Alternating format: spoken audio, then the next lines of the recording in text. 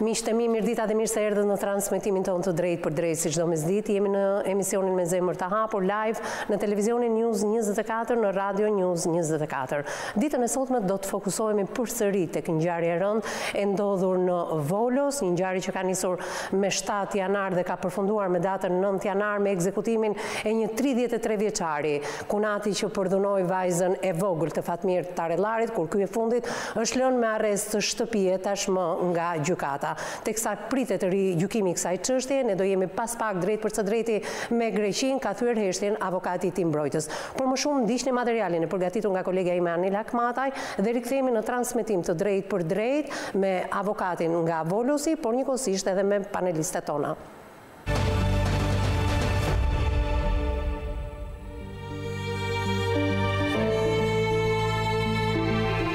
Detajet e reja tronditëse kanë dalë në dritë për krimin brutal të ndodhur në Volos, me autor një 50 vjeçar me origjinë shqiptare dhe viktim kunatin e tij 33 vjeçar.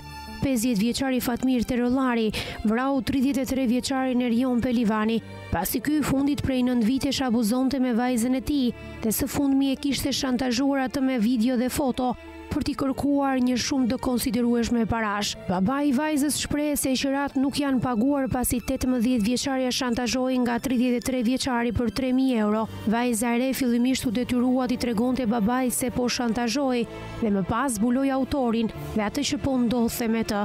Vendimi i parë i 50 vjeçarit ishte ngritja e padisë ndaj tij dhe vërtet babë e bie vendosën këtë që ta bënin, po kur u paraqitën për të përfshirë mesazhet dhe kërcënimet në padi, babai nuk mundi ta përmbajë zemërimin për atë që lexoi dhe pa me sytë e tij.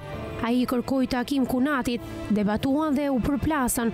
Më pas 50 vjeçari e qelloi atë me armë. Viktima ka tentuar t'i marrë armën dhe gjatë përleshjes ajo është shpërthyer, siç pretendon sulmuesi në polici.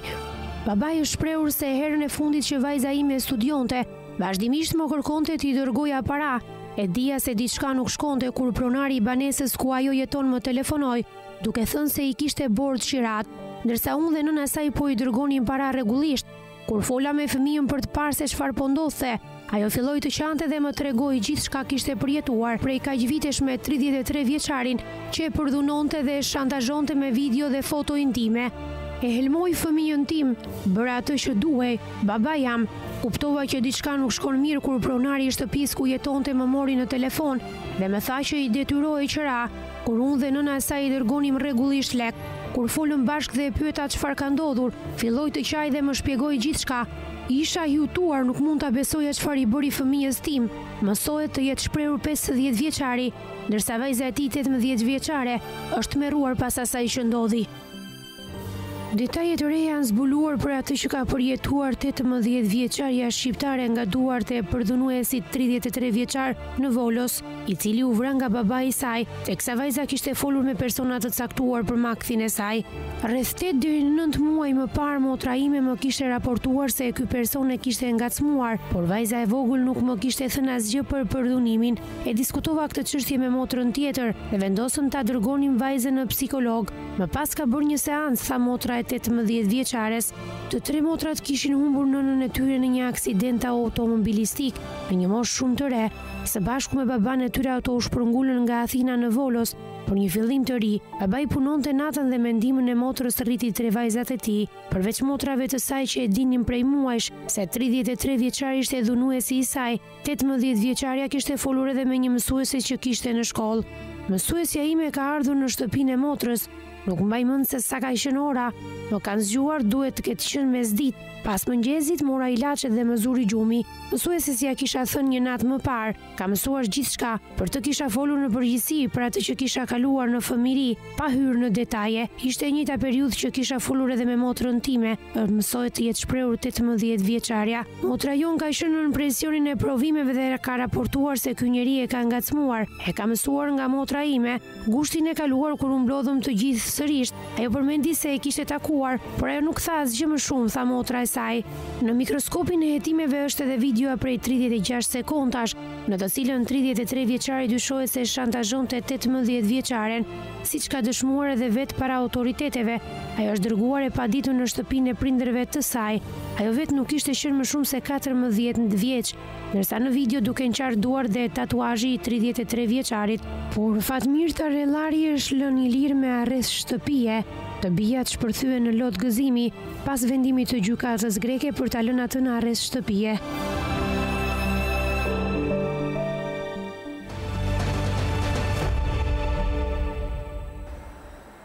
Ky është materiali i detajuar nga kolegja ime Anila Kmataj në pritje të apelimit të masës së sigurisë, sepse është lënë i lirë duke ju dhënë masa arrest shtëpie dhe kur themi i lirë jo në ambientet e burgut. Të gjitha këto do t'i diskutojmë vetëm pas pak me avokatin e tij mbrojtës nga Volosi, zotin Mihalis Vasilikos, me mua në studio Brunilda Lika, avokate, përshëndetje.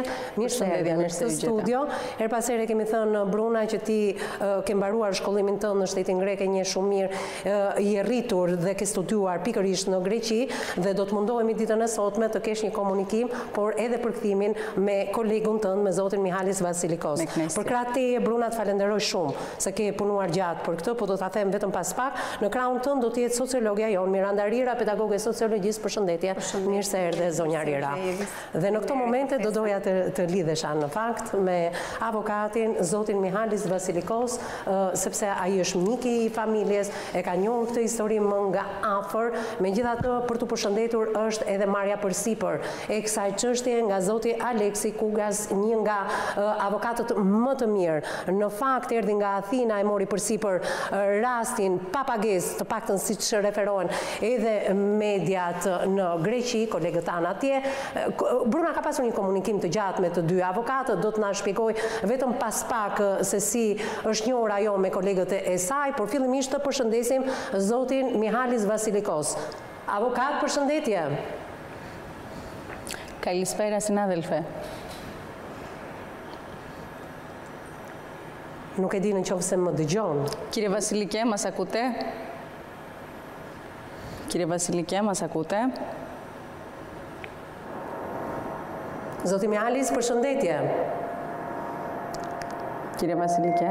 Ναι, σας ακούω. Καλησπέρα. Përshëndetje. Κύριε Βασιλικέ, καλησπέρα. Ναι, καλησπέρα σας. Në radhë parë, ju falenderoj që pranuat ftesën e emisionit Me Zemër të Hapur.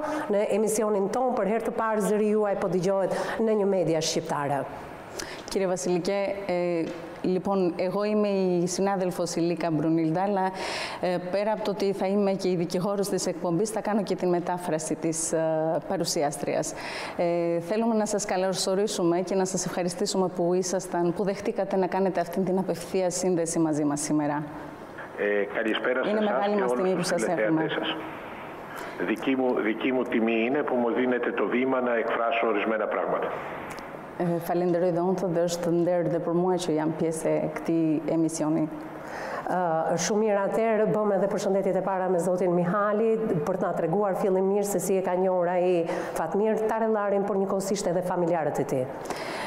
Κύριε Βασιλικέ, θα θέλαμε να μάθουμε πώς ήρθατε σε επαφή με τον δράστη, με τον κύριο Φατμίρ Ταρελάρη και με την οικογένειά του. Μπορείτε να μας πείτε? Βεβαίως. Ο κύριος Ταρελάρη κατοικεί σε ένα χωριό κοντά στο Βόλο που ονομάζεται Αργαλαστή και έχουμε κοινούς φίλους. Συγγνώμη, γιατί πρέπει να κάνω και λίγο την μετάφραση. Ο κύριος Zoti Tarellari banon në një fshat afër të periferisë së Volosit dhe aty banon me familjen e tij dhe ushtron edhe pra një punësim. Pra, εργάζεται παράλληλα εκεί που μου είπατε, έτσι, και έχετε κοινούς φίλους. Ακριβώς. Δεν κάνουν μισθή το përbashkët. Πριν sa kohësh e njeh? Για πόσο γνωρίζεστε για πολύ καιρό με την οικογένεια Ταρελάρη? Τον ίδιο προσωπικά δεν τον γνώριζα, ούτε αυτόν ούτε την οικογένειά του. Μου τον συνέστησαν κοινοί φίλοι. Personalisht atë nuk e njihja, por ma prezantuan miq të përbashkët që kemi. Nuk e njihja më parë, pra e ka njohur pikërisht nga momenti që ka ndodhur ngjarja. A mund të na thotë zoti Mihalis Vasilikos se çfarë ka ndodhur konkretisht, sepse mediat në Shqipëri janë referuar gjithmonë mediave të shtetit fqinj Greqisë dhe akoma nuk dim, domethënë rrjedhën se si ka ndodhur e gjithë ngjarja. Κύριε Βασιλικέ, θα θέλαμε να γνωρίσουμε τι έγινε ακριβώς την ημέρα του συμβάν, τι υπόθηκαν στην πρώτη σας συνάντηση με τον κύριο Ταρελάρη και με την κόρη του. Αρχικώς την πρώτη ημέρα που ήταν η μέρα Δευτέρα που ήρθαν στο γραφείο ο κύριος Ταρελάρη με την κόρη μου, μου ανέφεραν ότι είχε κάποιος παρενοχλήσει αρχικά σεξουαλικά και κατόπιν βιάσει την κοπέλα σε πολύ μικρή ηλικία, δηλαδή σεξουαλικές παρενοχλήσεις όταν ήταν 9 ετών και βιασμοί από 12 ως 14, και ότι στη συνέχεια σε ένα χρονικό διάστημα περίπου 8 έως 12 μήνες πριν από τώρα που μιλάμε, ο άνθρωπος αυτός ο οποίος την είχε βιάσει και κακοποιήσει την απειλούσε ότι αν δεν του έδινε κάποια χρήματα, τα οποία τελικώς έλαβε, θα δημοσιοποιούσε ένα βίντεο που είχε στην κατοχή του, όπου απεικόνιζε την κοπέλα γυμνή, εν πάση περιπτώσει και σε κάποιες άλλες ιδιαίτερες στιγμές. Μάλιστα. Ναι. Po unë avokati pohon që ka qenë në ditën e parë që është kontaktuar pra nga zoti Tarellari dhe nga vajza e tij në zyrën e tij, ditën e hënë, aty është pranuar që po vajza është ngacmuar seksualisht me dikush, pra e ka pranuar në prani të avokatit dhe të babait, por pa thënë konkretisht emrin e autorit. Dhe më pas kjo gjë është zbuluar pasi vajza nuk ka paguar qërat për disa muaj dhe babai ka insistuar për të marrë informacionin. Gjithashtu autori e ka kërcënuar vajzën që do të bëj publike një video intime që kishte ku shfaqej vajza pra e zhveshur dhe e kërcënonte me këtë nëse ajo nuk e paguante dhe nuk i jepte parat që ai kërkonte duke i bërë një presion dhe një shantazh të tillë. Si u paraqit gjendja e vajzës edhe e zotit Fatmir Tarellari në zyrën e avokatit? Çfarë arriti të kuptonte ai nga gjendja emocionale të dyve, pa u zbuluar ende emri? Κύριε Βασιλικέ, τι σας μετέφεραν, δηλαδή τι καταλάβατε από τη συναισθηματική άποψη του για τον κύριο Ταρελάρη και την κόρη του όταν εμφανίστηκαν για πρώτη φορά στο γραφείο σας? Πώς ήταν συναισθηματικά και οι δύο? Όταν εμφανίστηκαν εκείνη την ημέρα δεν είχε αναφέρει ακόμα η κοπέλα ποιος ήταν ο δράστης των βιασμών και των σεξουαλικών παρενοχλήσεων. Οπότε η κοπέλα ήταν σε πάρα πολύ άσχημη ψυχολογική κατάσταση. Κατάλαβα ότι ο πατέρας της την είχε πιέσει για να αναφέρει αυτά τα πράγματα και της είπα ότι πρέπει να πάρει το χρόνο της, συμβουλευόμενη και με έναν ειδικό, ώστε να μπορέσει να εξιστορήσει πλήρως τα πράγματα όπως είχαν συμβεί και να μπορέσουμε να υποβάλουμε μήνυση στη δικαιοσύνη. Μάλιστα. Në momentin e parë vajza nuk ka pranuar të thotë emrin autorit, por avokati e ka këshilluar që ajo të marrë kohën e mjaftueshme, duke pasur në prani dhe një ekspert psikolog, dhe pse jo të denoncoj me emrin e autorit dhe ndërkohë nga ana e avokatit të bëj dhe puna përgatitore për të vijuar më tej me kallëzimin.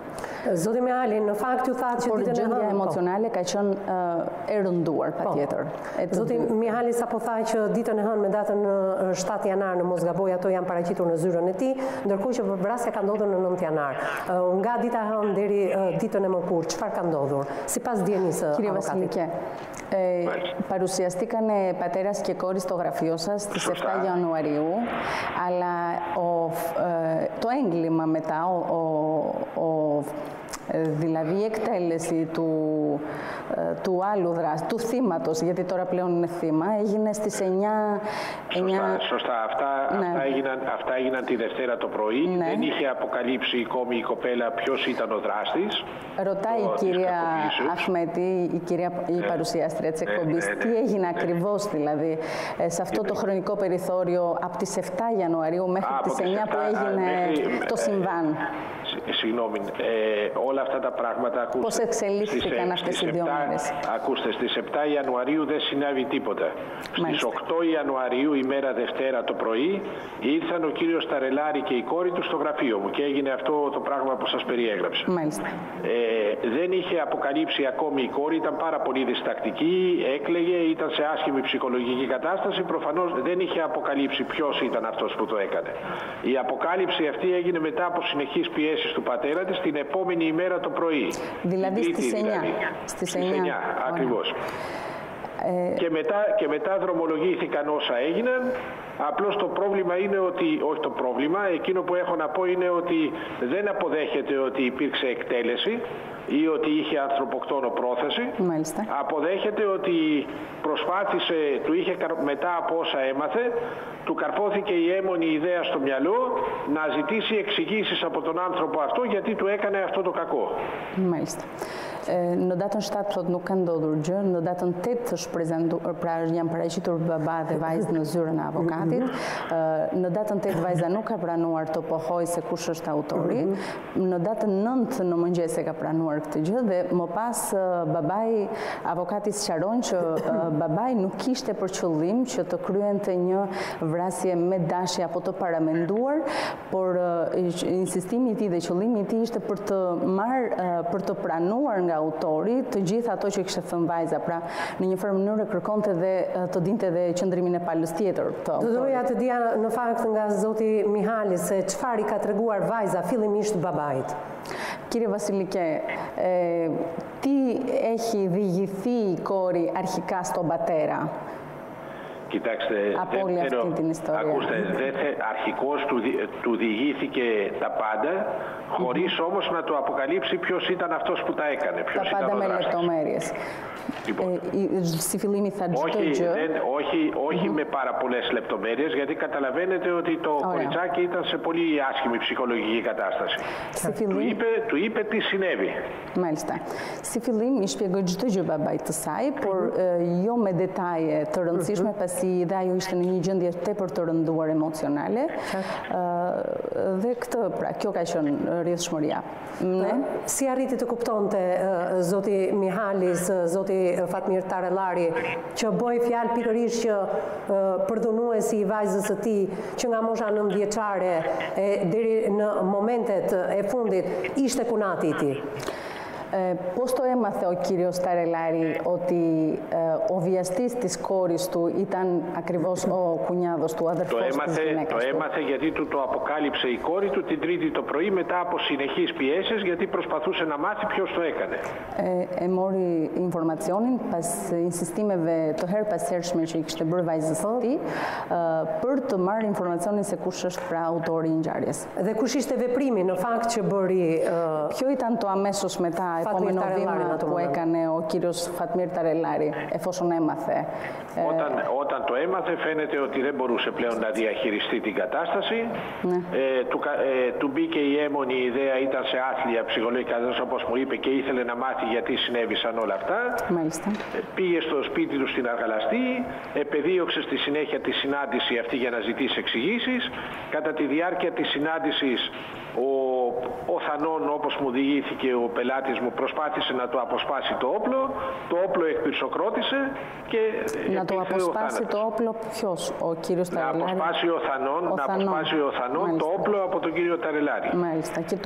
Και ο κύριος Ταρελάρη εκείνη τη στιγμή ενέργησε προφανώς.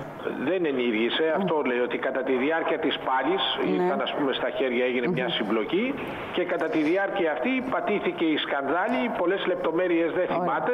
Πιθανόν να πατήθηκε και από τον ίδιο, πάντως όχι θελημένα. Μάλιστα. Δηλαδή ο κύριος Ταρελάρη αποχώρησε αμέσως μετά τη συζήτηση με την κόρη και για να όχι. Η συζήτηση αυτή έγινε την προηγούμενη ημέρα. Ωραία. Στις 8 του μηνός έγινε η συζήτηση με την κόρη, όταν δεν είχε ακόμη αποκαλυφθεί ποιος είναι ο δράστης. Όλα τα υπόλοιπα συνέβησαν μετά την αποκάλυψη που έγινε την Τρίτη το πρωί, 9 του μηνός. Μάλιστα. Άρα αμέσως μετά την αποκάλυψη συνάντησε και τον Θανόν. Αμέσως μετά την αποκάλυψη πήγε στην Αργαλαστή, επεδίωξε τη συνάντηση με τον παθόντα. Me një herë pasi ka marrë informacionin se kush është autori i cili kishte përdhunuar vajzën e tij, është larguar nga banesa dhe ka kërkuar që të kryente një takim pra me tashmë të ndruar, që ka ndruar jetë pra Erion Pelivanin. Aty ka ndodhur konfrontimi midis të dyve, pra babait Fatmir Tarellari dhe Erion Pelivanit. Erion Pelivani e ka kundërshtuar, pra nuk ka pasur qëllim që ta ekzekutonte, por qëllimi i babait ishte që të dëgjonte dhe Erion Pelivanin dhe të kuptonte se si ishte e gjithë kjo, pra ku qëndronte vërtet.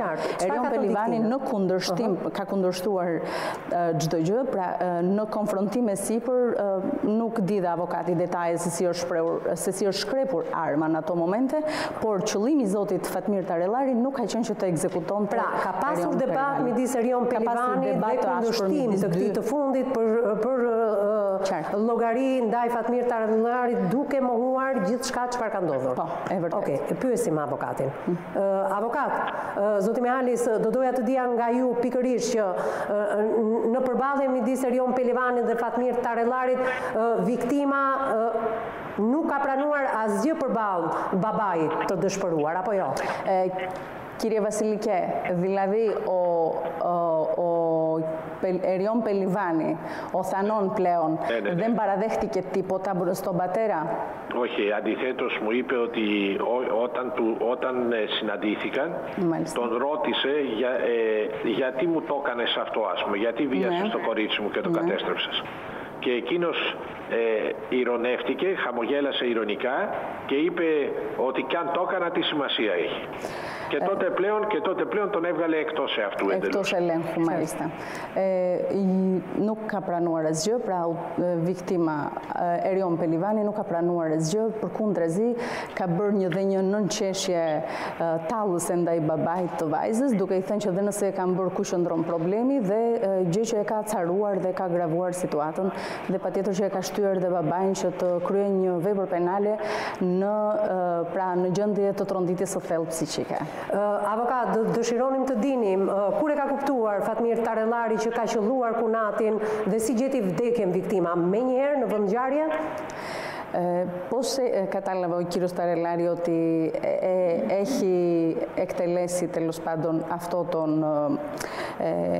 τον εκτέλεσε με όπλο τον κύριο Erion Pelivani. Δηλαδή τι έκανε αμέσως μετά το συμβάν? Αμέσως μετά από το συμβάν, μόλις ανέκτησε τον έλεγχο της λογικής του, γιατί για ορισμένα λεπτά ήταν εκτός ελέγχου και εκτός λογικής, γύρισε στο Βόλο, τηλεφώνησε, ο Βόλος απέχει περίπου 1 χιλιόμετρο από εκεί που έγιναν αυτά, λοιπόν, και αμέσως τηλεφώνησε στην αστυνομία, γιατί πλέον θεώρησε, δεν γνώριζε ότι ήταν νεκρός, πίστευε ότι ενδεχομένως μπορεί και να ζούσε. Ειδοποίησε λοιπόν τις αρχές, ώστε αν μπορούσε να παρασχεθεί βοήθεια, ώστε αν δεν ήταν νεκρός ακόμη να τον βοηθήσουν. Και στη συνέχεια πήγαμε μαζί στο αστυνομικό τμήμα και παραδόθηκε. Nuk ka ditur nëse ka ndruar jetë apo jo, me njëherë pas ngjarjes është larguar nga vendi në drejtim të qytetit të Volosit, duke njoftuar edhe autoritetet e policisë, duke njoftuar ata që pse ju t'i jepnin edhe ndihmën e parë në rast se nuk ishte ndëruar jetë. Kjo ka qenë rrjedhshmëria e ngjarjes. Pra nga momenti që do donim të dinim, viktima gjeti vdekje në vend? Ο Θανόν επιβίωσε επί τόπου, δηλαδή εκείνη τη στιγμή. Δεν το ξέρουμε αυτό, γιατί ακόμα δεν έχουμε πάρει την έκθεση νεκροψίας και νεκροτομής. Nuk e dim sepse nuk kemi përgjigje nga. Avokat, sa larg Volosit është pikërisht vendi ku ka ndodhur edhe ekzekutimi? Është 1 kilometër, 1 kilometër më përpara, po. Okej, dhe policia kur ka arritur në vendngjarje nuk ka besoj 1 kilometro είναι από τον Βόλο, έτσι η απόσταση από το μέρος. Dhe policia në vendngjarje ka gjetur të vdekur, çfarë raportohet? Η αστυνομία τον βρήκε χωρίς ζωή, δηλαδή τον Erion Pelivani, από ό,τι διάβασα στην έκθεση της αστυνομίας, ναι, ήταν νεκρός όταν τον βρήκε. Ishte i vdekur. Kur ka mbritur policia, Erion Pelivani ka qenë i vdekur. Sa minuta ka zgjatur vrasja e tij deri në momentin që ka mbritur policia, me parafërsi në qoftë se ka këtë informacion avokati? Ρωτάει ο δημοσιογράφος πόσο κράτησε από τη στιγμή του συμβάν μέχρι να φτάσει η αστυνομία στο τόπο του εγκλήματος. περίπου, αν το γνωρίζετε? Πάρα πολύ λίγο. Δηλαδή από την κλίση που έκανε, ας πούμε ότι θα ήταν περίπου 1/4.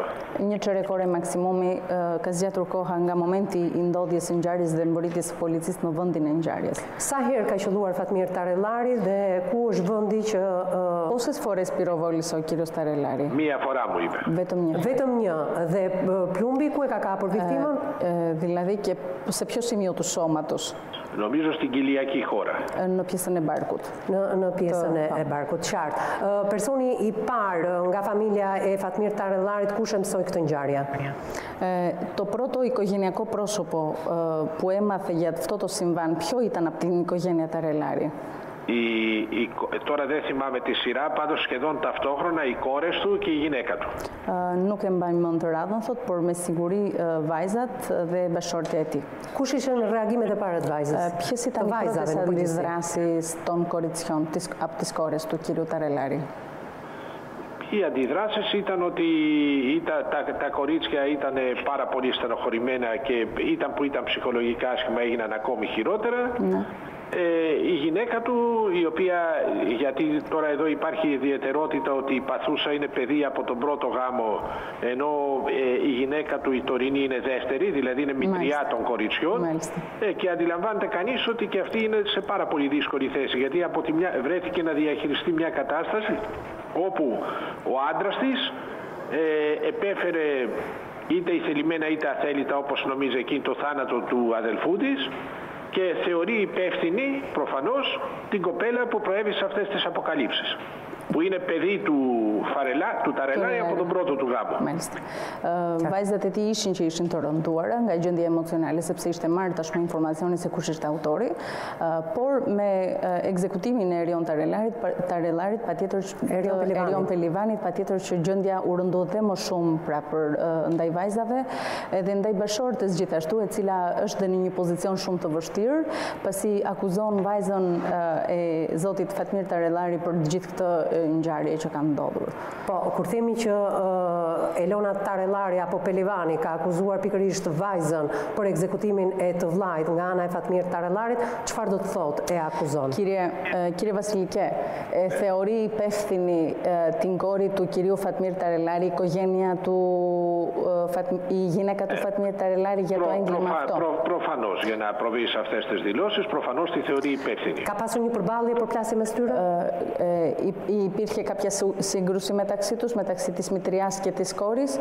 Όχι, τη σύγκρουση εννοείται να ήρθαν σε επαφή προσωπική. Δεν έχουν έρθει σε κάποια επαφή. Σε επαφή προσωπική όχι, αλλά σε τηλεφωνική επικοινωνία που άκουγα τι έλεγαν, αλλά μιλούσαν στα αλβανικά και έτσι δεν γνωρίζω τι ακριβώς έλεγαν. Καθόν χρόνο βρισκόμασταν στην αστυνομία με τις κόρες του, εκείνο το βράδυ. Ήταν εξοργισμένοι και από ό,τι μου είπαν τα κορίτσια, τα απείλησε ή τους είπε ότι εσείς φταίτε για όλα. Μάλιστα. Avokati nuk ka informacione se kanë ardhur pra në kontakt fizik njërka me vajzat, por me sa di avokati kur është gjendur në ambientit e komisariatit të policisë, ka dëgjuar telefonatën, nuk njeh greqisht, nuk njeh gjuhën shqipe avokati, por nga përkthimet që është bërë nga vajzat, me telefonatën që ka pasur vajza me njërkën, pra ajo e ka akuzuar dhe patjetër që mendon që ajo është shkaktarja e gjithë ngjarjes dhe ka mbajtur këtë qëndrim. Qartë. Ky është një detaj që ne do ta komentojmë pak më vonë, por le t'i kthehemi avokatit dhe të shfrytëzojmë momentin që ai është me ne në studio, se kemi zbuluar detaje të drejtë për drejta të një personi që ka qenë kryesor në gjithë çështjen Tarellari. Atëherë, le t'i themi pak avokatit. Elona Tarellari, bashkëshortja e Fatmirit, tashmë nuk ka më asnjë dyshim se mbi vajzën është abuzuar seksualisht nga mosha 9 vjeçare dhe të paktën janë bërë edhe kërcënime dhe marrje e parave dhe shantazhi nëpërmjet kësaj videoje. Zonja Tarellari, zonja Elona, ka mbajtur një qëndrim përkundrejt si grua, si nën, si motër, diçka në lidhje me vajzën, atë çfarë i ka bëri vllai, pavarësisht se çfarë bëri babai në reagim të asaj çfarë ka parë? Κύριε Βασιλικέ, γνωρίζοντας τη θέση της κυρίας Ελώνα Ταρελάρη, την μητριά της 18χρονης και τη γυναίκα του Φατμίρ Ταρελάρη, έχει κρατήσει κάποια στάση απέναντι ή έχει εκφράσει κάποια άποψη γενικότερα με το τι έχει συμβεί με τη 18χρονη κόρη του κυρίου Φατμίρ Ταρελάρη? Πέρα από το γεγονός ότι ο Θανών πλέον είναι ο αδερφός της, αλλά για όλο αυτό το τραγικό που έχει συμβεί, έτσι, για τον βιασμό επί πάρα πολλά χρόνια. Τι πιστεύει, δηλαδή, ποια είναι η άποψή της και τι έχει πει εκείνη για αυτό το τόσο τραγικό? Κοιτάξτε, κατάθεσή της, σαν μητέρα ή σαν γυναίκα. Μάλιστα. Κατάθεσή της στη δικογραφία δεν υπάρχει. Επομένως δεν γνωρίζω πώς σκέπτεται και τι θέσεις έχει. Nuk ka dëshmuar për autoriteteve thotë që të marrë seriozisht një deklaratë të saj, thotë, por nuk dim akoma qëndrimin e saj se si do të jetë përpara autoriteteve. Deri tani nuk ka deponuar përpara autoriteteve. Tarelari ka marrë pjesë në seancën gjyqësore për masën e sigurisë? Η κυρία Ελώνα Ταρελάρη ήταν παρόν στο δικαστήριο του κυρίου Φατμίρ? Όχι. Nuk ka qenë prezent. Ndalojmë tashmë tek dalja e Fatmir Tarelarit përpara seancës për masën e sigurisë dhe një përshëndetje e madhe për zotin Mihalis Vasilikos dhe Aleksis Kurgias pikërisht për lehtësimin për të mos qëndruar në burg, pavarësisht se ka pasur një përplasje flitet midis prokurorit edhe gjyqtarit në lidhje me gjithë këtë çështje që masa e sigurisë tashmë është ajo e arrestit shtëpiak. Mund ta përshëndesim të dy. Κύριε Βασιλικέ, εκ μέρους και της κυρίας Εβής Αχμέτη, σας ευχαριστούμε θερμά για ό,τι έχετε κάνει για τον κύριο Φατμίρ Ταρελάρη, εφόσον κάνατε ό,τι μπορούσατε προκειμένου εκείνος να είναι σε κατοίκον περιορισμού.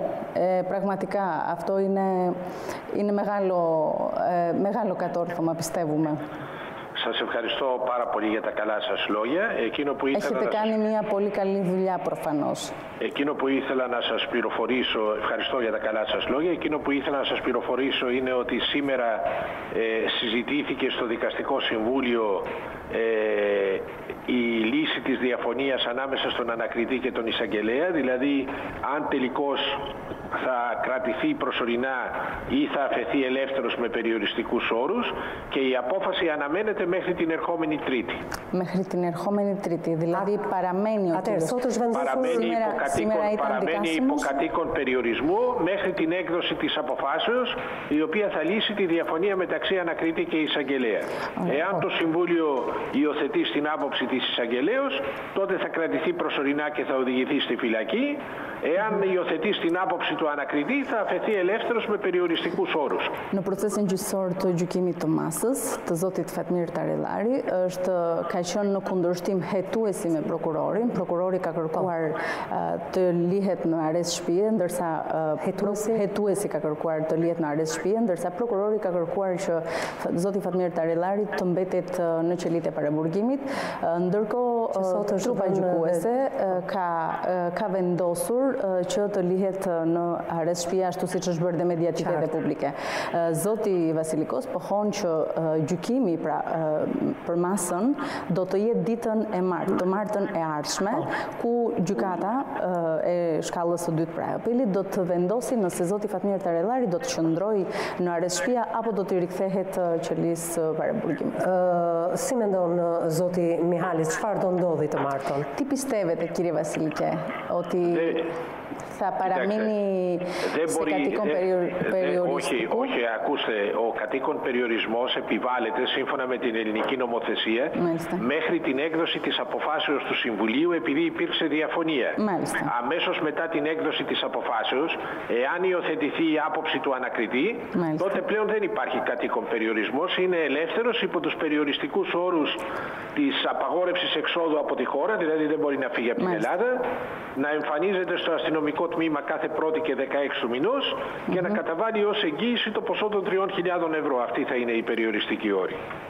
thotë që nuk do të ketë arrest shtëpie nëse pranohet kërkesa e hetuesit në masën për që do të gjykohet ditën e martë, por zoti Fatmir Tarellari do të lihet i lirë, pra në kushte detyrim paraqitje, në mbikëqyrje çdo një datë 1 dhe datë 16 të muajit dhe do të depozitoj një garanci në shtet në shumën prej 3.000 eurosh. Nëse do të pranohet ditën e martë masa pra e kërkesa e hetuesit dhe aptinali omos se περίπτωση που ο εδέχθη το δικαστήριο την πρόταση του εισαγγελέα, τότε θα οδηγηθεί στη φυλακή. Τότε θα, ναι. Në rast se pranohet e prokurorit, do t'i rikthehet qelisë paraburgimit. Qartë. Do doja të ndaloja, kush vendosi në seancën e fundit që Fatmir Tarellari arrestin e shtëpisë ta kryej pikërisht deri në seancën e të martës në banesën e vajzës? Κύριε Βασιλικέ, ποιος αποφάσισε ότι ο κύριος Ταρελάρη για το περιοριστικό μέτρο των κατοίκων περιορισμού να παραμείνει στην οικία της κόρης του? Κοιτάξτε, ο κατοίκον περιορισμός στην περίπτωση αυτή προβλέπεται από τον νόμο, την ελληνική νομοθεσία. Μάλιστα, στο σπίτι της κόρης τώρα την κατοικία στην οποία θα παραμείνει κάποιος την επιλέγει ο ίδιος. Την επιλέγει ο ίδιος, δεν το προσδιορίσε κάποιο... Όχι, αυτό το επιλέγει ο ίδιος, είναι υποχρεωμένος να γνωστοποιήσει σε ποιον τόπο θα είναι. Zgjedh personalisht vetë. E ka zgjedhur pra Fatmir Tarellari vetë. Ka zgjedhur vetë Fatmir Tarellari që të jetë në banesën e të bijës dhe jo në banesën e bashortes që kanë edhe një fëmijë së bashku. Po, këtë pohon avokati. Okej, ishte zgjedhja e ndërkohë që ne i japim gjithmonë pamjet që janë afruar nga entuziazmi gjatë fundit të procesit gjyqësor ku duket Fatmir Tarellari që përqafohet nga vajzat dhe nga të afërmit e tij, nuk e di, na e përshkruan dot zoti Mihalis Vasilikos gjithë çfarë ndodhi aty? Κύριε Βασιλικέ, ταυτόχρονα με την τηλεφωνική μας επικοινωνία βλέπουμε στην εικόνα τη στιγμή του κυρίου Ταρελάρη, ο οποίος που τέλος πάντων το δικαστήριο αποφάσισε να τον αφήσει υπό κατοίκον περιορισμού. Ναι, και βλέπουμε τη στιγμή που βγαίνει από την αίθουσα και αγκαλιάζεται από τις κόρες και είστε κι εσείς παρόν προφανώς. Μας περιγράφετε και από πολύ άλλο κόσμο, συγγνώμη, και από πολύ άλλο κόσμο, όχι μόνο από τις κόρες του, ο οποίος ήρθε να του συμπαρασταθεί γιατί χαίρει πολύ μεγάλης εκτίμησης στην Αργαλαστή, όχι μόνο από τους ομοεθνείς του, αλλά και από τους Έλληνες, πολλοί των οποίων βρίσκονταν στο δικαστήριο για να τους συμπαρασταθούν και τους οποίους ευχαριστεί πάρα πολύ για όλα όσα προσέφεραν. Nuk u mirëprit me entuziazm dhe pra ashtu në atë forum vetëm nga vajzat e tij, por nga mbar opinionin publik, pra nga i gjithë komuniteti, jo vetëm shqiptar, por edhe grek, që e prisnin jashtë ambienteve të gjykatës. Vetë zoti Mihalis Vasilikos çfarë ndjeu në atë moment? Εσείς προσωπικά, κύριε Βασιλικέ, ρωτάει të qenit avokat. Πώς αισθανθήκατε πέρα από το γεγονός ότι ήσασταν υπεράσπιση του? Κοιτάξτε, νιώσαμε όλοι μια ψυχική ανακούφιση και συγκίνηση, κυρίως για το λόγο ότι υπάρχει μια κοπέλα η οποία είναι σε άθλια ψυχολογική κατάσταση και η οποία, εάν εκείνη τη στιγμή αποφασιζόταν η προσωρινή κράτηση του πατέρα της, θα θεωρούσε τον εαυτό της υπεύθυνο ότι εκείνη λόγω των αποκαλύψεων που έκανε οδήγησε αφενός μέσα να χάσει τη ζωή του κάποιος άνθρωπος για τον οποίο εκφράζουμε απολύτως τη λύπη μας να γίνει εκεί και αφετέρου να οδηγηθεί και ο πατέρας της στη φυλακή. Με ό,τι ολέθριες συνέπειες θα είχε αυτό περαιτέρω για τον ψυχικό της κόσμο. Ndjem vërtet një qetësi, pra një ndjesi shumë pozitive, pasi dhe do ishte shumë e rëndë, do ishte dyfishin e rëndë për vajzën që babai i saj të mbetej në qelitë e paraburgimit, duke qenë se ajo e quan veten e saj, pra ndihet në faj për të gjitha ngjarjet që kanë ndodhur para kësaj, dhe nëse dhe babai i saj do të qëndronte, gjendja e saj emocionale do të rëndohej shumë. Dhe për këtë arsye ndihemi patjetër, unë ndihem të gjithë shumë mirë, por nuk mohojmë dhe faktin që na vjen keq dhe për personin i cili humbi jetën. A ka komunikuar zoti Mihalis Vasilikos këto ditë me Fatmir Tarellarin dhe me vajzën e tij të vogël? Έχει επικοινωνήσει ο κύριος Μιχάλης Βασιλικός με τον κύριο Ταρελάρη και με την κόρη του αυτές τις μέρες? Καθημερινά έχουμε επικοινωνία και προλίγου ήμασταν μαζί, γιατί παραβρεθήκαμε στο Δικαστικό Συμβούλιο κατά τη συνεδρίασή του για να εκφράσουμε τις απόψεις μας. Μάλιστα. Çdo ditë jemi në komunikim nga dita e ngjarjes dhe deri më sot, por dhe pak orë më përpara ishim bashkë në ambientet e gjykatës, pikërisht për vijimin e procedurave. Dhe si është gjendja e tyre në këto momente që flasin? Πώς είναι η ψυχολογική τους κατάσταση αυτή τη στιγμή που μιλάμε, εφόσον είχατε και την επαφή σήμερα? Η παθούσα κόρη δεν ήταν παρούσα σήμερα, ήταν η άλλη του κόρη. Η παθούσα βρίσκεται υπό ψυχολογική θεραπεία και βρίσκεται σε άλλη πόλη της Ελλάδος, γιατί συνέστησε ο ψυχίατρος να απομακρυνθεί από τον τόπο εδώ για λόγους που αφορούν την ψυχική της υγεία. Ο ίδιος έχει αντιληφθεί πλέον τις συνέπειες του πώς διαχειρίστηκε αυτό στην κατάσταση και προσπαθεί να ηρεμήσει, να συγκεντρώσει τις σκέψεις του, αναμένει με απόφαση την αγωνία του Συμβουλίου και γενικώς βρίσκεται σε μια κατάσταση στην οποία πρέπει να ευχόμαστε όλοι να μην περιέλθει άλλος άνθρωπος, γιατί και εγώ δεν σας κρύβω ότι νιώθω ιδιαίτερα συγκινημένος, επειδή και εγώ είμαι πατέρας και εγώ ακόμη αναρωτιέμαι εάν μάθαινα όλα αυτά τα πράγματα που έγιναν σε τόσο σύντομο χρονικό διάστημα, που τα έμαθε με τον τρόπο που τα έμαθε και με φερόμενο ως δράστη συγγενικό του πρόσωπο, αν θα μπορούσα να διαχειριστώ με τρόπο διαφορετικό την κατάσταση. Και εγώ πολύ αμφιβάλλω αν μάθαινα τέτοια πράγματα για το παιδί. Και εγώ το ίδιο, κύριε Βασιλike. Përsa i përket vajzës viktim, nuk është takuar sot në ambientet e gjykatës, pasi ajo është larguar nga vendi nga qyteti i Volosit. Kjo është këshilla mjekësore, në mënyrë që për shëndetin e saj mendor, ekspertët psikolog kanë rekomanduar që ajo të largohet nga zona dhe patjetër gjendja e saj vazhdon të jetë e rënduar, ndërsa babai po përpiqet me babain, me zotin Fatmir Tarellari, që ka pasur komunikimin dhe kontaktin avokati sot, përpiqet thotë që të jetë të qetësohet, të mbledhë mendjen e tij, dhe pse jo ka reflektuar, ka kuptuar se çfarë ka ndodhur tashmë, sepse çdo gjë që ka ndodhur ditët e para ka qenë pra në gjendje në kushte të tronditjes së thellë psiqike, siç është shngritur akuza. Një nga meranqet përveç shtëpies dhe do ndaj disa detaj nga avokati nëse do t'na lejoj na japi se çfarë ka ndodhur nga mosha 9 vjeçare deri në moshën 18 vjeçare të vajzës së Fatmir Tarellari, pikërisht edhe djali, i cili aktualisht duhet të jetë 9 vjeç nga martesa me Elonën. Gjatë gjithë këtyre viteve është përpjekur të komunikojë me djalin Fatmir Tarellari. Κύριε Βασιλικέ, γνωρίζουμε ότι στην οικογένεια Ταρελάρη υπάρχει και ο 9χρονος πλέον γιος. Σωστά. Που έχει αποκτήσει με την κυρία Ελώνα. Σωστά. Λοιπόν, έχει προσπαθήσει να επικοινωνήσει, να συναντήσει τον γιο του? Κοιτάξτε, με τον γιο του, έχει επικοινωνία με τον γιο του?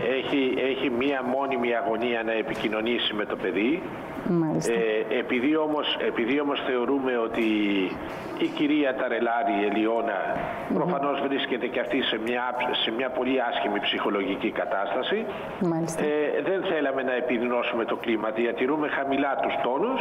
Πάντως μπορώ να σας μεταφέρω ότι έχει μια συνεχή αγωνία να επικοινωνήσει με το παιδί του, όπως επίσης αγωνία πολύ και για το μέλλον του, ας πούμε. Το ποιος πλέον θα το μεγαλώσει και πώς θα καταφέρει να το μεγαλώσει. Po, ka një dëshirë të vazhdueshme për të komunikuar me djalin e tij 9 vjeç, por duke qenë se situata është e tensionuar dhe djali është me nënën, me zonjën Elona, dhe zonja Elona edhe ajo është në një gjendje të tronditur, pra kemi zgjedhur, thot avokati, që të ruajmë një distancë, sepse mendon që është në të mirën e të gjithëve, si të bashkëshortes tij Elonës, si dhe të djalit 9 vjeç. Dhe patjetër që është në një agoni të vazhdueshme për djalin, jo vetëm për momentin që pra nuk ka komunikim, por edhe për vazhdimsinë se si do të rritet, mënyra se si ai do të rritet. Qartë gjithë situata, vetëm do doja të dija se jemi në drejt fundit bisedës me avokatin, në qoftë se mund të na tregoj detajet asaj çfarë ka ndodhur për gjatë gjithë viteve me vajzën, nga mosha 9 vjeçare në moshën 12 vjeçare, ku ajo është përdhunuar për herë të parë dhe a ekziston ajo video prej 36 sekondash për të cilën flitet shumë në mediat shqiptare. Κύριε Βασιλικέ, τι γνωρίζετε ακριβώς το τι έχει γίνει με το κοριτσάκι, δηλαδή από τα 9 χρόνια μέχρι τα 18 της? Γνωρίζετε λεπτομέρειες, δηλαδή... Κοιτάξτε, γνωρίζω όλες τις λεπτομέρειες. Και υπάρχει αυτό το βίντεο που εδώ, τέλος πάντων, εδώ στα κανάλια το συζητάνε ότι υπάρχει ένα βίντεο το οποίο 36 λεπτών. Λοιπόν, σωστά, όχι 36 λεπτών, 36 δευτερολέπτων. 36 δευτερολέπτων, συγγνώμη, 36 δευτερολέπτων, που την εκβίαζε ο Εριών Περλιβάνη. Λοιπόν, υπάρχει πράγματι. Κοιτάξτε, όπως μας είπε η παθούσα, λοιπόν, υπάρχει και βίντεο και μηνύματα τα οποία έδειξε στον πατέρα της. Μάλιστα. Λοιπόν, τα μηνύματα τα έδειξε, το βίντεο δεν τολμούσε να του το δείξει, είχε αναστολές. Μάλιστα. Εντάξει, ξέρετε, για ένα μικρό κορίτσι που μόλις έγινε 18 ετών είναι πάρα πολύ δύσκολα διαχειρίσιμη η κατάσταση, ας πούμε, για να μην κρυβόμαστε. Σίγουρα. Λοιπόν, αυτό λοιπόν το κινητό τηλέφωνο το έχουμε παραδώσει στον ανακριτή, ο οποίος θα το στείλει στα εγκληματολογικά εργαστήρια στην Αθήνα, ώστε να γίνει η ανάκτηση των δεδομένων με αξιόπιστο και μη αμφισβητήσιμο επιστημονικά τρόπο. Μάλιστα. Po, thot ekziston, thot, por nuk dua të hyj në detaje, thot për përshkrimin e fatit të horë, patjetër. Ekziston video, vajza ka zgjedhur që babai t'i tregoj vetëm disa materiale, jo video, nuk ka guxuar pra t'i tregoj video. Kur themi materiale foto apo mesazhe? Τι έχει δείξει ακριβώς η κόρη στον πατέρα, δηλαδή? Τώρα, ξέρετε, έδειξε κάποια μηνύματα τα οποία αποδεικνύουν τους ισχυρισμούς της. Τώρα να μην πούμε περισσότερες λεπτομέρειες, να σεβαστούμε την ψυχική της υγεία. Όσο αναφέρουμε πολλές λεπτομέρειες, κακό κάνουμε, καλό δεν κάνουμε. Επίσης να πω για το παιδάκι το 9χρονο, για το οποίο έχει μεγάλη αγωνία, προσπαθούμε όσο το δυνατόν να το κρατήσουμε μακριά από αυτή την κατάσταση. Γιατί μπορεί να είναι 9 χρονών, αλλά καταλαβαίνετε ότι μένει μέσα σε ένα μικρό χωριό, βγαίνει έξω, του λένε διάφορα. Όσο λιγότερα λέμε τελικά, τόσο καλύτερα. Vajza i ka treguar, κατανοητό απόλυτα, κύριε Βασιλικέ. Vajza ka treguar babait vetëm disa mesazhe, por nuk do që të hyjë në detaje avokati, pasi nuk i shërbejnë hetimit. Telefoni i vajzës, telefoni celular i vajzës është sekuestruar dhe është dërguar në laborator për tu hapur, për tu patjetër, dhe do shërbej në cilësinë e provës materiale. Gjithashtu dhe për djalin 9 vjeçar, përpiqen që ta ruajnë shumë, pra ta kenë sa më të distancuar, duke qenë se edhe atje ku jetojnë janë në një fshat, në një komunitet të ngushtë dhe janë në një agoni të vazhdueshme se si dhe ai do ta përballojë emocionalisht të gjithë këtë gjë. Flitet që djali ka qenë prezent në momentin që daja i tij ka përdhunuar të motrën në një ambient tjetër të banesës. Është e vërtetë kjo gjë? Κύριε Βασιλικέ, έχει υποθεί εδώ ότι το 9χρονο αγοράκι, ο αδερφός της 18χρονης, ήταν παρόν σε πολλές από τις στιγμές που ο Θανών ασελγούσε απέναντι στο 18χρονο κοριτσάκι. Αληθεύει αυτό? Αυτό δεν θέλω να το σχολιάσω, ούτε θα το επιβεβαιώσω, ούτε θα το διαψεύσω. Κυρίως σκεπτόμενος στο μικρό αυτό παιδί.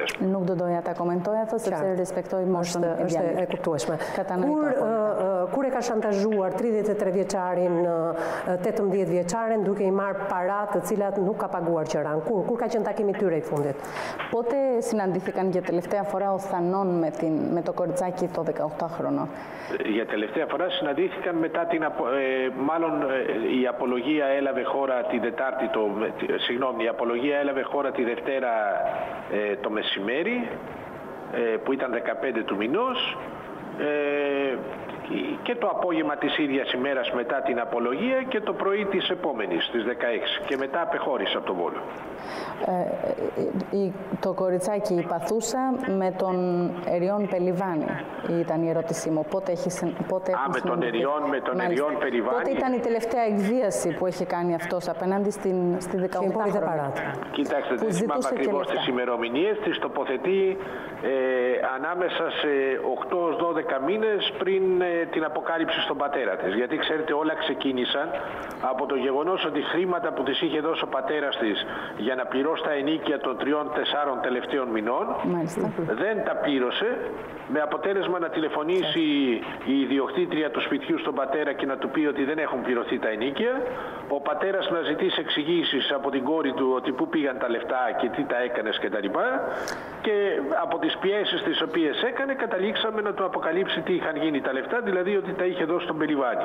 Άρα η τελευταία τους συνάντηση, η επικοινωνία... Φαντάζομαι πρέπει να toppothετείτε πολύ πρόσφατα, δηλαδή τους προηγούμενους από το συμβάν 3-4 μήνες. Kontakti fundit i vajzës 18 vjeçare me Erion Pelivanin ka qenë diku tek 2-3 muaj, jo më larg, pohon avokati, pasi dhe qërat që nuk ishin dhënë ndaj qëradhënëses kanë qenë 4 muajt e fundit. 4 muajt e fundit dhe kështu është detyruar pronarja e banesës qëradhënëse që të telefonojë babajnë e vajzës. Në lidhje me përdunimin e 18 vjeçares, thuhet të paktën sipas mediave, nuk e di çfarë do thotë avokati, që e kanë ditur motrat, por jo personin, që mbi vajzën është ushtruar dhunë seksuale, e kanë ditur shoqet e saj dhe mësuesja. Mund të marrim një konfirmim të avokatit për këtë gjë? Κύριε Βασιλικέ, εδώ έχει υποθεί ότι για τον βιασμό της 18χρονης γνώριζαν οι αδερφές της, γνώριζαν οι καθηγητές της και άλλα συγκινικά πρόσωπα. Εσείς τι μπορείτε να μας πείτε γι' αυτό? Θα μου επιτρέψετε να μην πω τώρα περισσότερες λεπτομέρειες που θα παραβιάσουν τη μυστικότητα της ανάκρισης και θα δυσκολέψουν το έργο των αρχών, γιατί η ανάκριση είναι ακόμα σε εξέλιξη. Duhet të respektojmë dëshirën e avokatit, nuk ka dëshirë të prononcohet sepse nuk i shërben hetimit. Profesionist deri në fund avokati. Atëherë, mund të ishte parandaluar ngjarja thuaja, profesionist deri në fund. Επαγγελματίας δηλαδή, άκρος επαγγελματίας, λέει η παρουσιάστρια. Λοιπόν, κύριε Βασιλικέ, μ' ακούτε? Ναι, εγώ σας ακούω πολύ καλά. Πιστεύετε ότι θα μπορούσε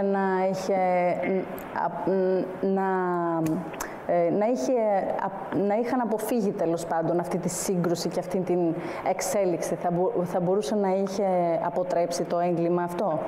Εγώ πιστεύω ότι αν ο Θανών δεν είχε συμπεριφερθεί όπως συμπεριφέρθηκε στη συνάντηση αυτή, όπως μου το περιέγραψε ο πελάτης μου, μάλιστα, και κυρίως δεν επεδίωκε να του αποσπάσει το όπλο, γιατί όπως μου είπε ο πελάτης μου, του επιτέθηκε και προσπάθησε να του αποσπάσει το όπλο, δεν θα είχε συμβεί κάτι.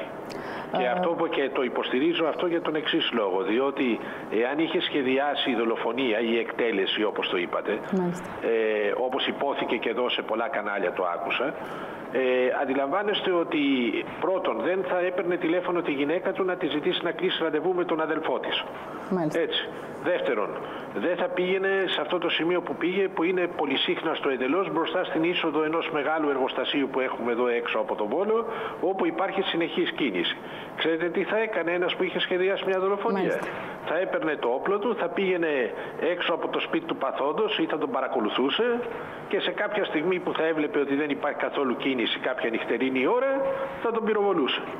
Δεν χρειαζόταν να κάνει όλα αυτά. Θέλω να πω δηλαδή, είναι φανερό ότι όλα αυτά έγιναν από έναν άνθρωπο που είχε διαταραγμένη σκέψη εκείνη την ώρα και που η μόνη του έννοια, η ιδέα που είχε καρφωθεί στο μυαλό του ήταν να πάρει εξηγήσεις ή να χωνέψει για ποιο λόγο είχε συμβεί αυτό που είχε συμβεί. Mund të ishte parandaluar, thot avokati, nëse Erion Pelivani nuk do të ishte përdorur atë gjuhë komunikimi dhe nuk do të ishte konfrontuar me Fatmir Tarillarin. Duhet sqaroj, thot, që Fatmir Tarillari nuk kishte një qëllim për ta ekzekutuar, pasi nëse do të kishte një qëllim për ta ekzekutuar, nuk do ta kishte kërkuar ta takonte pikërisht ti telefononte bashkëshortes për të kërkuar për të realizuar takimin me kunatin e tij, pikërisht në një zonë që aty ka dhe një fabrikë afër, është një zonë shumë e populluar që ka shumë qarkullim, por do kishte shkuar me armën përpara banesës së tij dhe do kishte kryer krimin në një moment errësire ose në një moment nëse do ishte një krim gjithmonë i paramenduar, pra i planifikuar. Ngjarja e përdhunimit të 18 vjeçares, por njëkohësisht edhe ekzekutimi që ju bë 33 vjeçarit përdhunuesit të saj nga ana e kunatit të tij, si u prit nga opinioni mbar publik? Nuk se avokati e tha në fakt pjesën se si u prit dënimi i tij. Duam të dim perceptimin e opinionit publik grek për ta mbyllur me avokatin. Λοιπόν, η τελευταία μας ερώτηση, κύριε Βασιλικέ, γιατί σας κρατήσαμε αρκετά. Γνωρίζουμε ότι είναι και η ώρα των δικαστηριών. Πώς το υποδέχτηκε όλο αυτό ο ελληνικός λαός, όλο το συμβάν, το βιασμό του κοριτσιού, του 18χρονου, στη συνέχεια η εκτέλεση του Εριών Πελιβάνη, δηλαδή ποια είναι η αντίδραση της ελληνικής κοινωνίας σε όλο αυτό? Κοιτάξτε, η ελληνική κοινωνία είναι συγκλονισμένη. Δυστυχώς όλα όσα συνέβησαν στην υπόθεση αυτή συνδυάζονται και με μια σειρά από άλλα εγκλήματα που απασχολούν την κοινή γνώμη αυτό τον καιρό και πραγματικά είναι πρωτόγνωρα για τα ελληνικά χρονικά. Është τronditur shoqëria greke. Επομένως νομίζω πάντως ότι το προσεγγίζουν όλοι με ιδιαίτερη ευαισθησία και σίγουρα κανείς δεν θεωρεί ότι ο άνθρωπος αυτός, δηλαδή ο Ταρελάρη, είναι φωνιάς ή εγκληματίας. Αναγνωρίζουν όλοι ότι βρέθηκε να διαχειριστεί μια πάρα πολύ δύσκολη κατάσταση. Και ξέρετε κάτι, παραλαμβάνω, λέμε τώρα όλοι εκ του ασφαλούς ότι θα μπορούσε να διαχειριστεί διαφορετικά την κατάσταση. Δηλαδή να καταφύγει στις αρχές, να επιδείξει νηφαλιότητα και ψυχραιμία, διάφορα που υπόθηκαν. Το πρόβλημα όμως είναι ότι δεν βάζει ο καθένας μας που τα λέει αυτά τώρα που βρισκόμαστε σε αυτή τη θέση και που σωστά τα λέει, τι θα έπρατε εκείνος αν αφορούσε το δικό του παιδί όλη αυτή η κατάσταση. Αν ήταν στη θέση του κυρίου Ταρελάρη. Αν ήταν στη θέση του Ταρελάρη, ακριβώς. Λοιπόν, shoqëria greke është e tronditur sepse shoqëria greke kishte vite që nuk ishte tronditur nga një krim kaq i rënd. Patjetër janë të prekur nga ngjarja, e shikojnë me një lloj sensibiliteti dhe të gjithë pra ngrim pyetje në rast se ne do të ishim në vendin e babait të zotit Fatmir Tarellari, çfarë do të bënim pra nëse do të ishte fëmia jonë. Pra, Kjo është reagimi i shoqërisë greke.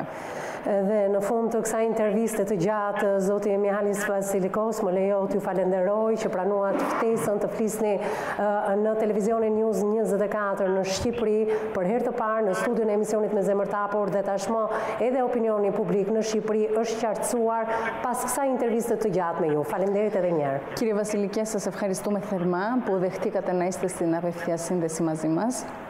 Σας ευχαριστώ πάρα πολύ και εγώ για όλη την ευαισθησία που επιδείξατε για το ενδιαφέρον και να μεταφέρω και τις ευχαριστίες τις θερμές του πελάτη μου για τη συμπαράσταση την οποία είχε μέσω της εκπομπής σας.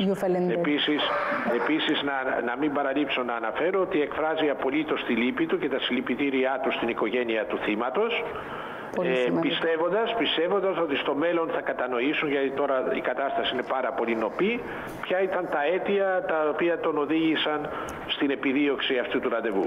Ju falenderoj dhe unë, ju falenderoj dhe në emrit të zotit Fatmir Tarellari, falenderoj emisionin Me Zemër të Hapur që më dha mundësinë të flisja për këtë ngjarje që ka tronditur opinionin publik dhe të gjithë e shikojnë me një lloj ndjeshmërie. Falenderon dhe në emër të zotit Fatmir Tarellari gjithashtu. Shpreh ngushëllimet për familjen e Erion Pelivanit dhe pra organet do të zbulojnë hapës hapise kush që pra autori nuk ka pasur një qëllim direkt për ekzekutimin e tij. Ευχαριστούμε, κύριε Ευχαριστώ, κυρία Μιάλης Βασιλικός, χαιρετίσματα από τα Τύρανα. Ευχαριστώ πάρα πολύ και εγώ, χαιρετισμούς σε όλο τον αλβανικό λαό. Ευχαριστώ πολύ, να είστε καλά και χαιρετίσματα και το κύριος Fatmir Tarellari. Faleminderit edhe një herë, përshëndesim kështu avokatin Mihalis Vasilikos, përshëndetje që na mbin drejt për së drejti edhe në emër të zotit Fatmir Tarellari. E kemi zgjatur pikërisht pjesën e parë dhe të dytë, duhet dalim urgjentisht në një hapësirë publicitare dhe rikthehemi me zonjat e nderuara nga biseda që u zhvillua drejt për së drejti në këtë studio.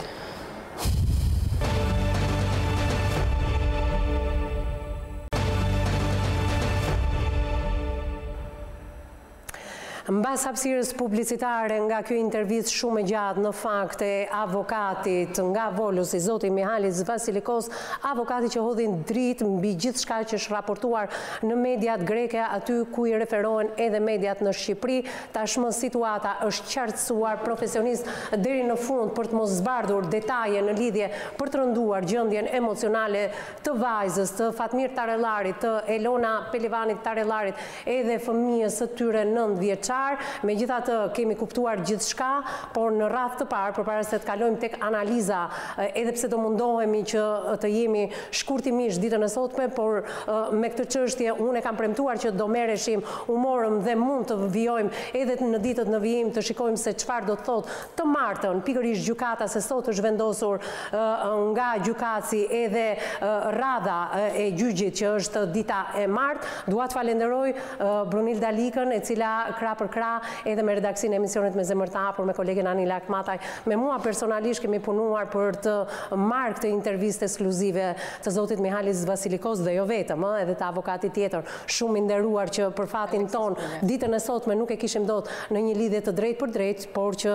do insistojmë deri në fund të kemi edhe zërin e tij për mënyrën se si ai e mori falas të gjithë ngjarjen dhe çfarë bëri të reagoj si prind, si baba, si njeri, si human, por edhe si profesionist. Të falenderoj shumë për përkthimin e saktë, edhe për dashamirësinë tënde, nuk e di, vlerë për të qenë një nga avokatet tona edhe bashkëpunëtorët tona, sepse bashkëpunimi juaj nuk mbetet ajo çfarë shikojnë teleshikuesit, por edhe punën që bëjmë vazhdimisht edhe jashtë transmetimit të drejtë për drejtë. Falenderoj Bron. Ishte shumë kënaqësi që bashkëpunuam. Në interesin. Çfarë kuptove përpara se ta marrin në dorë analizën edhe Miranda? Atë që kuptova në fakt është që opinioni publik në shtetin grek i ka dhënë në një farë mënyrë pafajësinë zotit Fatmir Tarellarit dhe të gjithë vihen në pozicionin e tij. Pra gjykata ka pasur një lloj presioni nga opinioni publik. Unë këtë të paktën arrit të kuptoj që edhe gjykata greke ka vendosur mbi bazën e atë çka ka dëshiruar dhe opinioni publik, sepse duhet theksojmë diçka që në shtetin grek në fakt ka një diferencë nga procedura në shtetin ton shqiptar.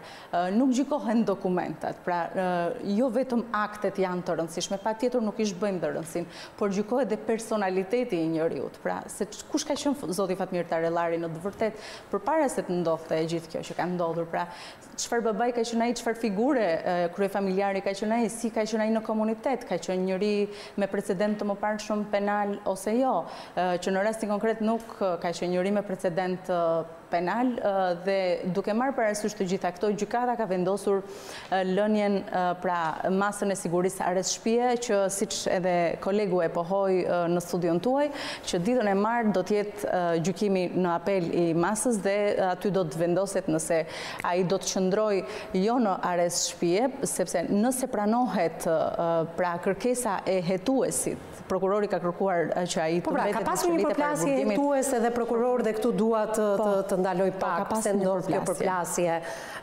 pavarësisht zgjedhjes së Fatmir Tarellarit për të shkuar në arrest shtëpie dhe duke zgjedhur pikërisht banesën e së bijës. Ka pasur një përplasje. Në fakt hetuesi ka kërkuar që zoti Fatmir Tarellari të kthehet në pra të qëndrojë me masën e sigurisë arrest shtëpie, ndërsa prokurori ka kërkuar që prokuroria në rastin konkret ka kërkuar që të qëndrojë. Prokuroria, ta theksojmë këtë gjë, jo prokurori, po prokuroria.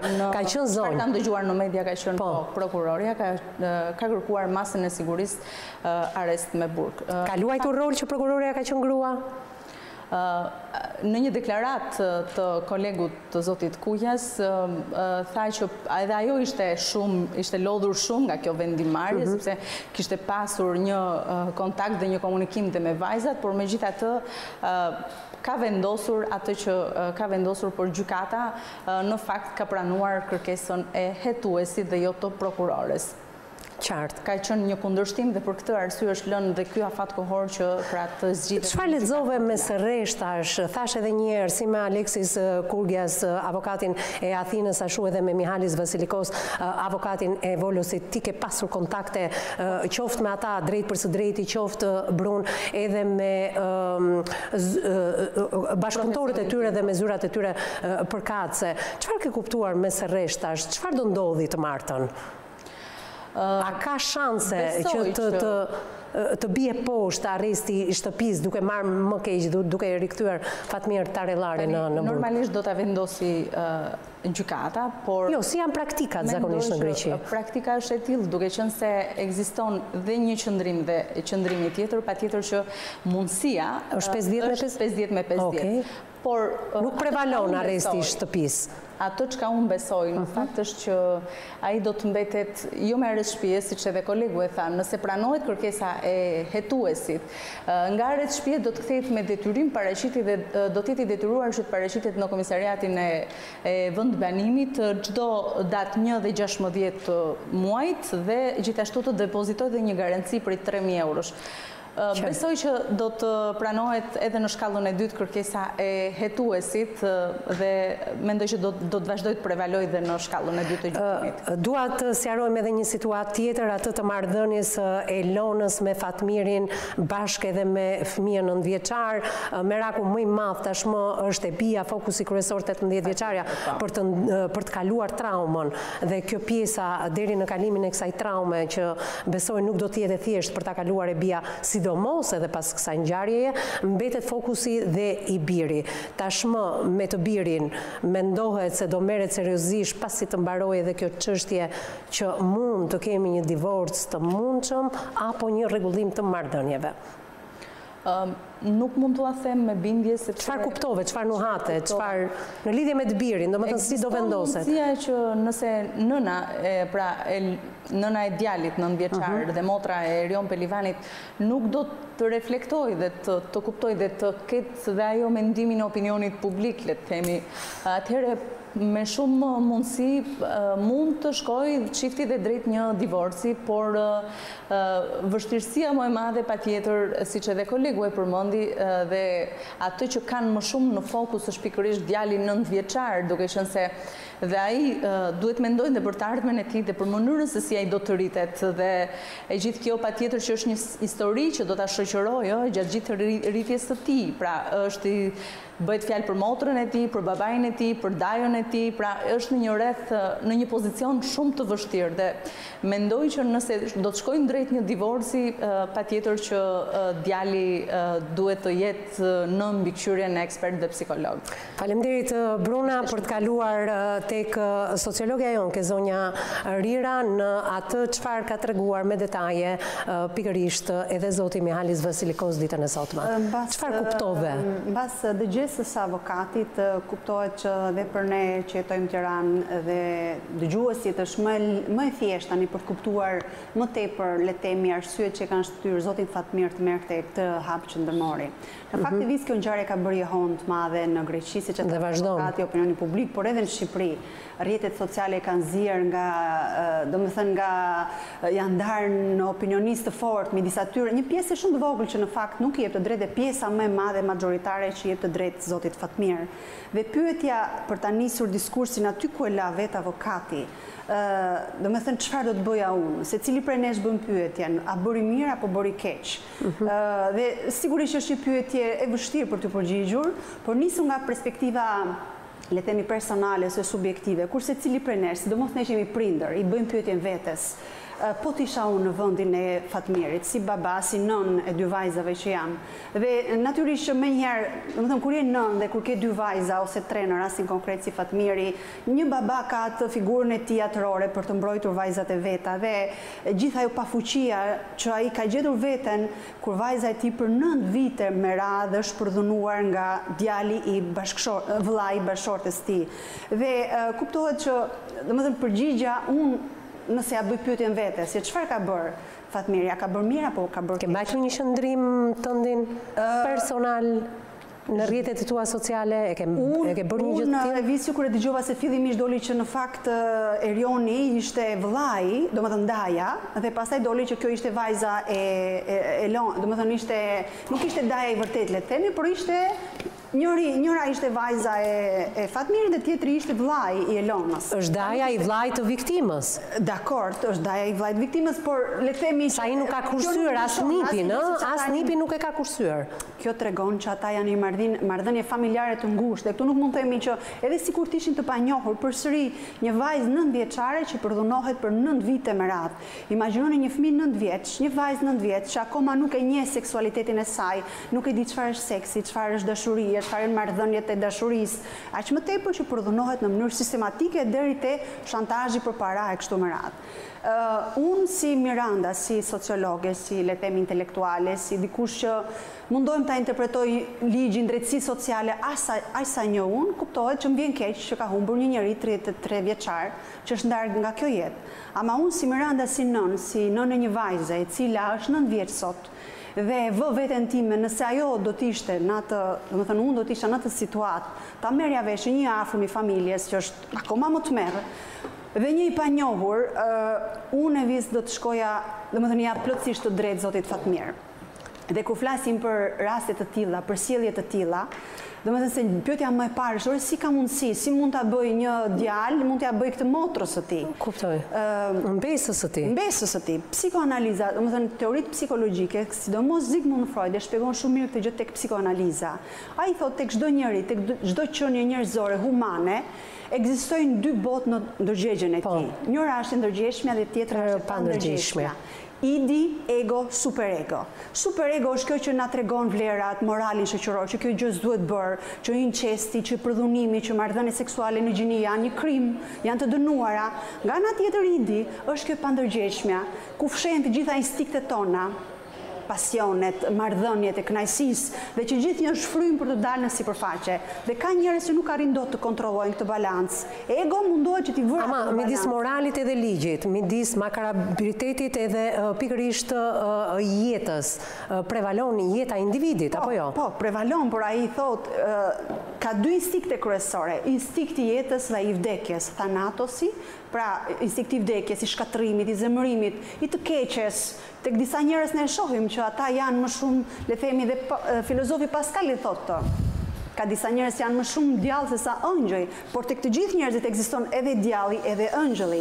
Pastaj është instinkti i jetës, i erosit, i dashurisë, dhe aty përfshihet edhe instinkti seksual, i urisë seksuale, libido, që shumë njerëz e mbajnë në të pandërgjegjshmen, por nuk arrin dot ta shtypin, dhe njerëzit që kanë çrregullime seksuale, ata pra që kanë instinkte seksuale shumë të forta dhe që nuk arrin ti trajtojnë, ti manifestojnë mirë ato, ti kontrollojnë, shfaqen Kjo është një analizë sociologjike për cilën unë ty të falenderoj, por nuk arrit të kuptoj dhe të perceptoj çfarë ka ndodhur me 33 vjeçarin që nuk është ngopur vetëm atë çfarë ka bërë nga mosha 9 deri 12 vjeçe, nga mosha 12 vjeçe dhe deri në moshën që është vajza, që shantazhonte i merrte para, po që ta arrish edhe ta filmosh, këtë nuk arrit ta kuptoj. Çfarë ka dashur me atë video të tregoj? Domethënë ne dim se tani këtu pastaj unë nuk arrit domethënë bëj një lloj balance. Shumë i kujdesshëm dhe nuk foli pak, por ne dim që pornografia është një gjë që po shkatron familjet shqiptare, martesat shqiptare, marrëdhëniet. Çfarë ka dashur? Mund të më thoni pak? Një person pervers, ja sa ta mbaroj, sa ta mbaroj. Unë mendoj që duke parë profilin e këtij 33 vjeçari, pra fakti që ai ka pasur të sjellje seksuale të pa kontrolluar, se thash që janë çrregullimet seksuale ose këto instinkte seksuale, të cilat disa njerëz ose i frenojnë dhe i ruajnë, i kontrollojnë, disa të tjera, ata pra që i shfaqin bëhen kriminal ose delikuent, ata që nuk i shfaqin bëhen neurotik. Ky person nuk i ka vënë fre instinkteve të libidos së tij, urisë së tij seksuale dhe nuk ka dashur të di nëse ajo është mbesa, nëse është një fëmijë 9 vjeç, që është një krim tjetër sepse është një minorene. Fillimisht ka filluar me molestimin, me ngacmimin, ngacmimi seksual, pastaj shantazhi ka ardhur më vonë, por ka përdorur pikërisht të gjitha, domethënë këto materiale pornografike, video seksuale me përmbajtje seksuale për ta shantazhuar, për ta friksuar seksuar për ta mbajtur në kontroll. Po çfarë filmonte Miranda nuk arrit ta kuptoj, domethënë atë akt makabër, nuk e di. Se si mund të filmonte. Seksuale, e lidh pak edhe me rastin që doli dje, që dhe vërtet dhe i rast na ka shokuar. I shfaqur me një bluzë të bardhë, si mjek, si le themi dia apo par dje kur shfaq, si një person i cili shfaqet si një model për ndruar në shoqëri dhe që bashkëtonte me 4 gra dhe ndante materiale pornografike në grup, në 4 gratë e tij. Pra kjo tregon që perversitetet të tilla seksuale zakonisht janë njerëz të cilët janë të brumosur keq ose që kanë si shto instikte seksuale të cilat ata nuk arrin dot. Ti shfrenojnë, ti manifestojnë, sepse të jemi të sinqertë, siç e shpjegonte Freudi, tek të gjithë njerëzit ka instikte seksuale, siç është instikti i urisë, i dashurisë, i urrëties, egoizmi, emocione të tjera. Por disa njerëz mundin dhe arrin që ti drejtojnë drejt ato. Pastaj kuptohet që në një epokë të tillë ku ne jetojmë, ku marrëdhëniet familjare janë gjithnjë në krizë, le themi, padyshim që 33 vjeçari nuk ka dashur të di dhe të kuptoj se ajo është mbesa e tij dhe ka abuzuar për një kohë aq të gjatë. Pra në këtë mëdyshje, duazim midis ligjit, moralit, të mirës, etikës, çfarë duhet bërë, çfarë është e drejta dhe asaj që çfarë ka bërë Fatmiri, gjykimi im anon më shumë nga Fatmiri dhe jam këtu me shumicën e shqiptarëve që janë drejt. I bashkohesh pikërisht edhe opinionit publik si në Shqipëri, ashtu edhe në Greqi. Falenderoj. Dhe ishte brillante kur u dha vendimi i drejtësisë, nuk duhet ta fsheh, unë kam qenë shumë domethënë kam qenë në lot sepse thjesht kujtova nëse unë do të isha në atë rast në vend të Fatmirit dhe duhet përshëndetur drejtësia greke këtu që e çoi i dha si mas siguria arrest në shtëpi. Ende nuk ka përfunduar asgjë, do presim ditën e martë. Falenderoj Mirandën përpara se të falenderoj Brunën. Ndoshta atë fjalinë e fundit Bruna që kërkoja të shtoja diçka, ndërkohë që zonja Miranda po fliste në lidhje me qëndrimin e Erion Pelivanit. Nuk është mjaftuar me filmimet, shantazhet edhe abuzimin seksual ndaj vajzës, por dhe tronditës është dhe reagimi në momentin që ka takuar babain, duke thënë që dhe nëse e kam bërë pra çfarë të keq që ka ose duke i nënqeshur, pra është absurditet. Tallja, domethënë që ka bërë në momentin e ballavaqimit, të gjitha këto kanë qenë detaje që i dhanë mundësinë drejtësisë greke për të vendosur masën e arrestit shtëpiak pikërisht në banesën ku banon 18 vjeçarja. Mirë, ju falenderoj të dyjave për kontributin, faleminderit edhe ju miq që na keni ndjekur drejt për së drejti në televizionin News 24, në Radio News 24. E mbyllim këtu këtë maraton të emisionit të sotëm për të ritakuar nesër në mesditë. Deri atëherë, minuta kofshim së bashku.